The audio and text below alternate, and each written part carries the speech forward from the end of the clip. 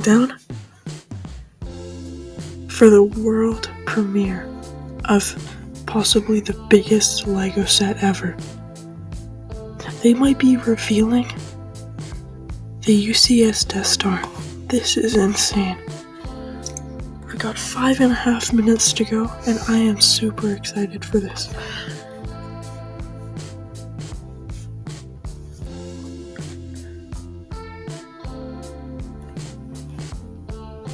The LEGO Death Star has been going crazy online for so long now, and it is amazing to see that they're actually releasing it now.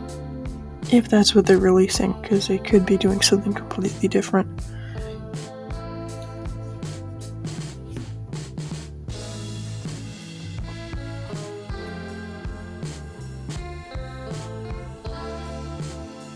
What's really cool is that on the tab to the right, as you can see, it says win a designer Death Star that's signed. Wouldn't that be crazy?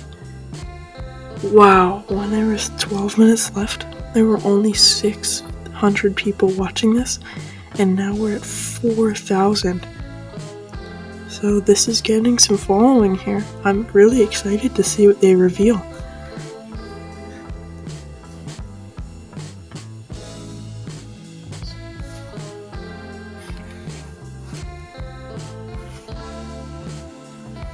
This is crazy. We got 4.5 minutes to go till the Death Star.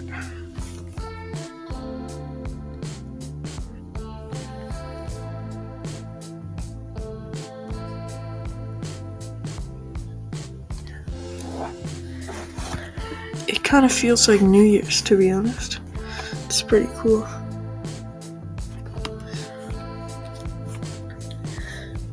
See, the numbers just keep jumping up for who's watching this.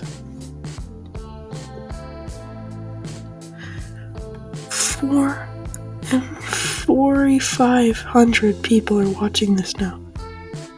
46, it just keeps jumping up. Dude, it's like 6 in the morning. There shouldn't be this many people up right now. Yeah, this is crazy. I guess for all the people on the East Coast. So I'm tired. But to be honest, this is something that I would definitely get up for, so I'm not too disappointed.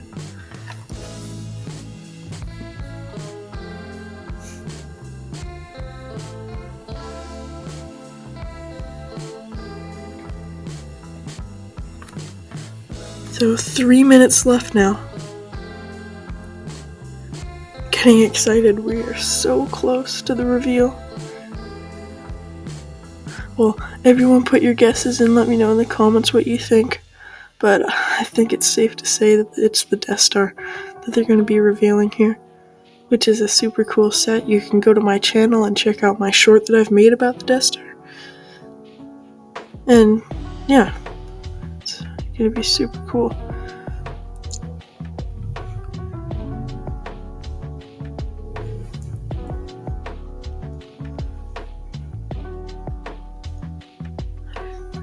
Closing in on 2 minutes now. I feel like most of you who are watching this will probably have already seen pictures of the Death Star, and you've seen like the hangar bay and all the different rooms. So this is such a cool thing, this Death Star, and I'm super excited to see it. I know that there's been some backlash online, and there's been some backlash from the fans because, it's only a slice, but I really like this set. It's super cool, and I'm really excited to see what they reveal. If it's going to be the Death Star or something completely different.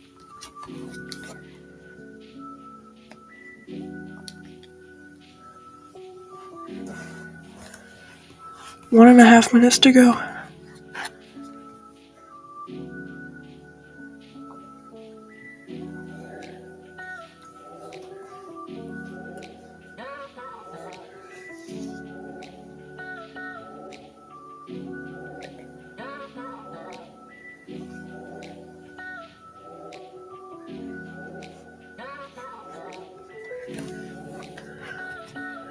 at 1 minute. I am so excited for this. A minute for the countdown to the biggest Lego set ever. I hope. It should be. Oh my gosh, this is nerve-wracking. I really wonder what they're gonna reveal.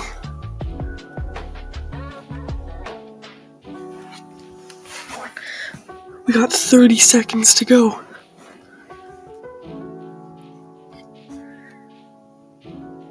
Oh my gosh.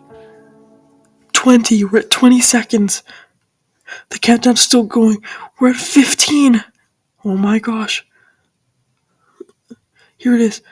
10, 9, 8, 7, 6, 5, 4, 3. Wanted this model to be the ultimate Lego Death Star. What makes this model so unique are all the hidden details and secret features that are packed in. This is by far the biggest and the most challenging model that I've ever worked on. This model is truly one of a kind. We simply wanted to just make the biggest and most impressive Lego Star Wars model ever. This is the model I really wanted to build. Well, the whole project here, it actually started out where we were talking about, it's on time that we're bringing back a new Death Star. And then coincidentally, it just happened in the same time as our creative design boost. And that's where the sketch model came out of. So it was just perfect timing. I'm Alex. I'm a concept designer at the Lego Group since 2010. And this is the model that I did build at the Concept Boost Week. A lot of the stuff I build it thinking about what I would have liked as a kid, you know. Like for me, this is very important. You know, I always think about the toys more than anything else.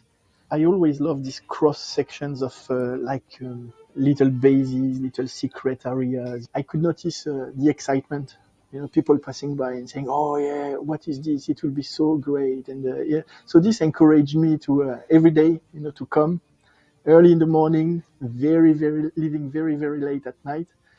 But it was worth it. So the very first thing we did when we approached this project was to decide the actual size of the final model. We knew we wanted to be big, and it ended up being very close to the size of the concept model. We picked up a pen and a paper and draw a schematics of the Death Star so we can start deciding where each room was going to go. So I have actually that paper here with me, the original one. And as you can see, all the rooms are laid out. And it would make sense for us to, for example, put the trash compactor on the bottom, because in the movie it's on the lower levels, and the Emperor's throne room would be somewhere on the top. I think the best part of working on a project like this is just to see how the progress from, you know, the very first sketch model and how the whole development phase end up in a final product. It's a big model. Actually, it's the biggest Lego Star Wars model ever. However, the footprint of the model, because of the design that is pretty narrow, means that you can actually put it on a shelf that's not too big.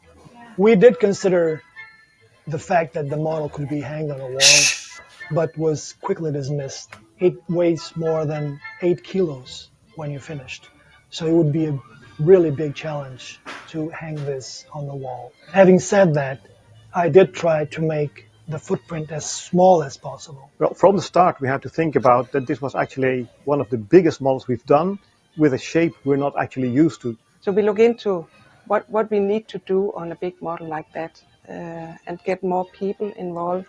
We try to influence it in a way that will make it more enjoyable, easier to build for the different age groups. Think about the elements you're using. If things can be built in a multitude of ways, then they can actually choose the best angle and the best way of building it. This set breaks a few records. It's the biggest Lego Star Wars sets ever, and it's also the set with the biggest amount of minifigures ever. It comes with 38 minifigures. So as a graphic designer, I'm in charge of all the decorated elements that go into the SKU. So that's things like stickers and minifigures mostly. And there were quite a few minifigures in this one.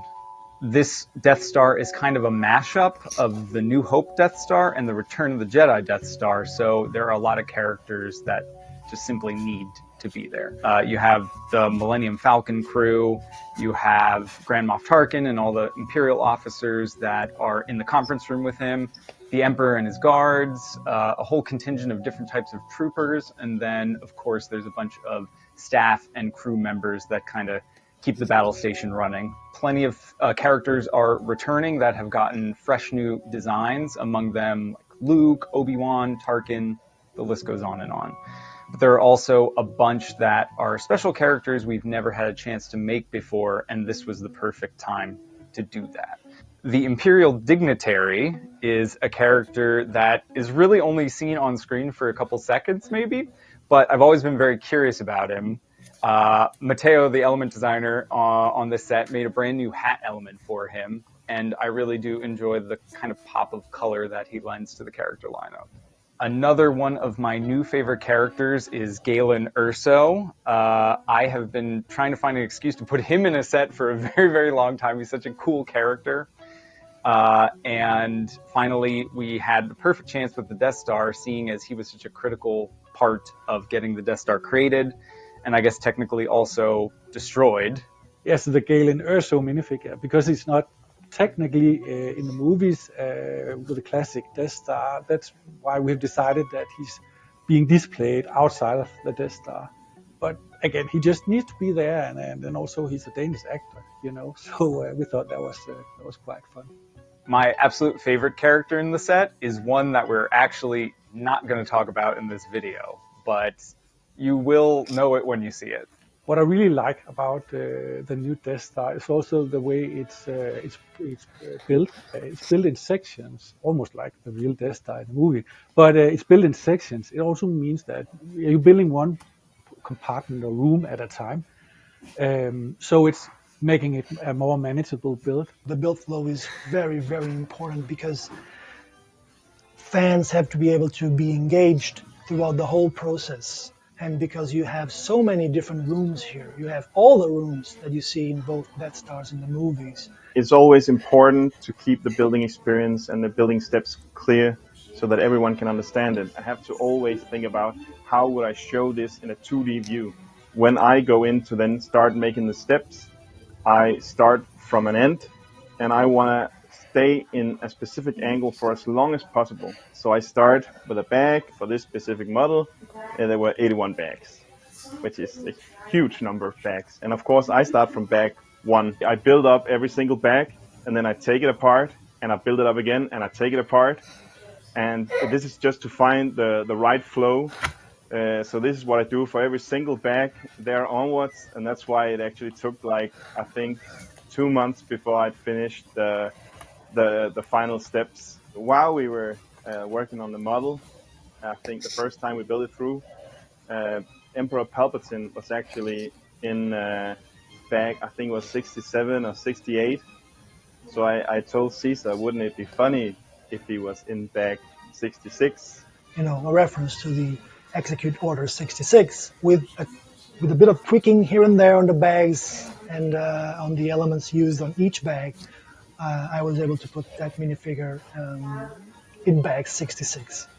So I hope that someone will, turn the page and see that it's bag 66, and they will be like, execute bag 66.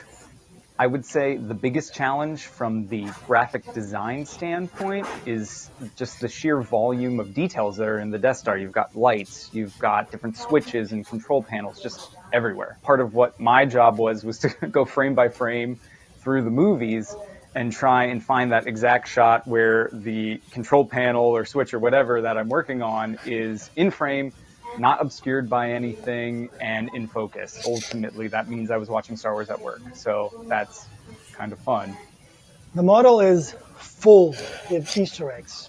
Some of them are brick built, Some of them are decorations or on a sticker. Yeah, there are a ton of Easter eggs and references packed into this one, a ton on the sticker sheet. This is a sticker I like to call the Stormtrooper Bulletin Board. It's got a bunch of postings that might be relevant to any Imperial.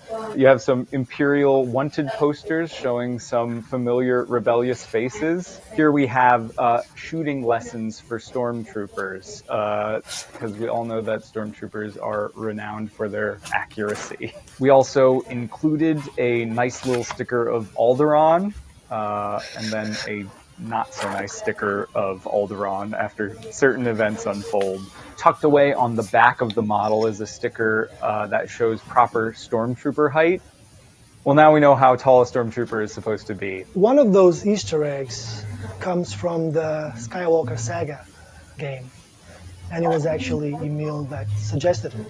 The Lego games were just a big part of my childhood, and it was a big part of all of my friends' childhood as well, because we were playing these games, we were talking about it in school. We thought that it would be so cool if in the back of the model you could have a little bit of those elements there for people that played the game. You know those small studs that you also collect in the Lego games, like the silver, golden, blue, and purple ones? That's a cool detail that you also get in the back rooms, that you can collect a couple studs.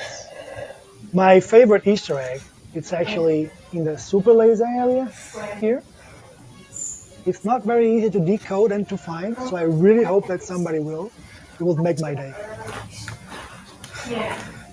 The Death Star does have a special place in Star Wars lore. It's at the center of a lot of the events that go on. Of course, the first movie is centered completely around the plans getting into the right hands, the destruction of the Death Star, Alderaan being blown up. It's just this massive, imposing thing that is kind of at the center of a lot of the things that fans love. All my life I've been a Star Wars fan. I grew up with the original trilogy, so they are very dear to me. It feels very personal, also because I'm a huge Star Wars fan, and I love Star Wars, and I've watched the movies I don't know how many times, and it's just so many cool moments, and then you get to work on something that is just, one of the most iconic things that's ever been in Star Wars, like the Death Star. What's the most important for me is to think about the people that will have a good time to build that together. And I think as a kid, I would have loved to play in that. Yeah, it's 2 years ago now since it was presented to Disney, and where we are now is just amazing. And I have to say, I seriously, I can't wait to see how the fans they react when it's being released. As a Star Wars fan, I of course see this in my own home. I just need to figure out where to put it, and I think that's like every Lego fan's struggle. I was thrilled when I was tasked to work on this one. Oh man, yeah, I am very excited. I just think it's such a cool thing to work on. Må kraften være mere.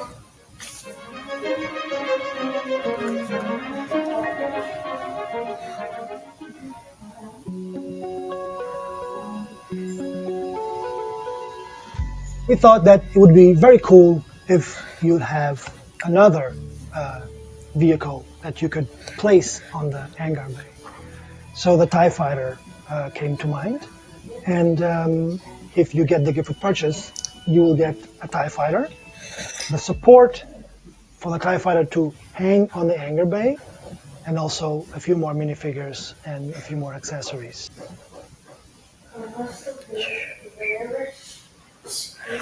This is amazing. Wow, what a cool Death Star. As you saw that video there. And thank you guys for watching. Go check out my channel. And have a good day.